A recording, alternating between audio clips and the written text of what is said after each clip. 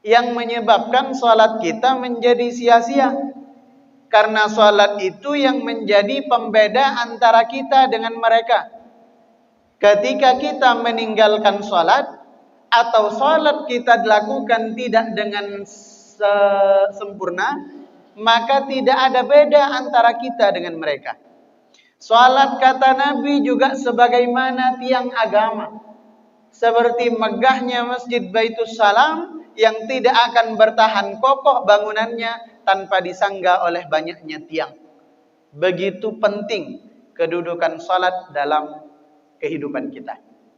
Apa yang menyebabkan sholat kita menjadi sia-sia? Yang pertama, ini kita kumpulkan berdasarkan ayat Al-Quran maupun hadis-hadis Nabi SAW. Yang pertama, yang menyebabkan sholat kita menjadi sia-sia adalah kurangnya ilmu dalam sholat. Nah, ini penyebab yang paling banyak. Sholat kita menjadi sia-sia meskipun kita mengerjakannya. Bahkan berulang-ulang kali kita mengerjakannya, tapi tidak mengerti tentang ilmu di dalam sholatnya. Jangankan ilmu di dalam sholat, ilmu yang menjadi syarat sahnya sholat saja kadang-kadang kita acuh tak acuh. Wudu contohnya. Banyak di antara kita yang tergesa-gesa dalam berwudu sehingga hanya formalitas, bahkan wudunya tidak sah. Karena tanpa didasari dengan ilmu yang cukup. Kalau wudunya batal, secara otomatis sholat menjadi batal. Contoh yang paling gampang saja. Tidak jarang saya melihat ketika orang berwudu yang dibasahi hanya wajah ini saja.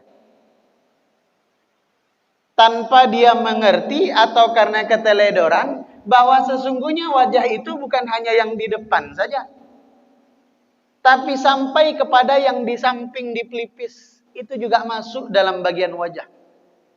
Bahkan bukan hanya yang nampak saja. Sepakat para ulama yang termasuk wajah di antaranya adalah mulai dari tumbuhnya janggut. Janggut itu tumbuhnya di sini apa di sini? Di sini. Kalau di sini bandot. Kalau kita sampai di sini, maka di sini kata para ulama sepakat. Ini juga termasuk anggota wudu.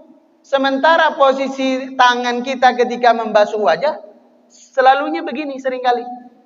Lupa melibatkan jari jempol untuk juga membasahi bagian wajah bawah. Wudunya saja bermasalah. Belum lagi kalau berbicara yang kita ke toilet untuk berwudu lengan tangan panjang.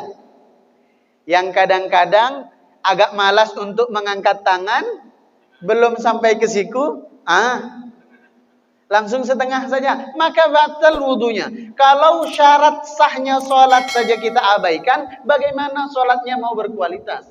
Bagaimana sholatnya mau sempurna?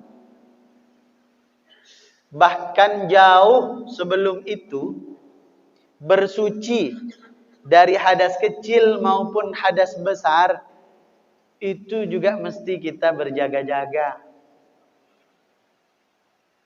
Jamaah yang dimuliakan oleh Allah, masuk ke dalam sholat misalnya.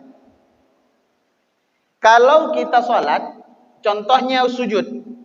Kalau kita tidak mengetahui ilmu yang sempurna tentang tata cara sujud, maka sujudnya batal. Kalau sujudnya batal, secara otomatis sholatnya menjadi sia-sia.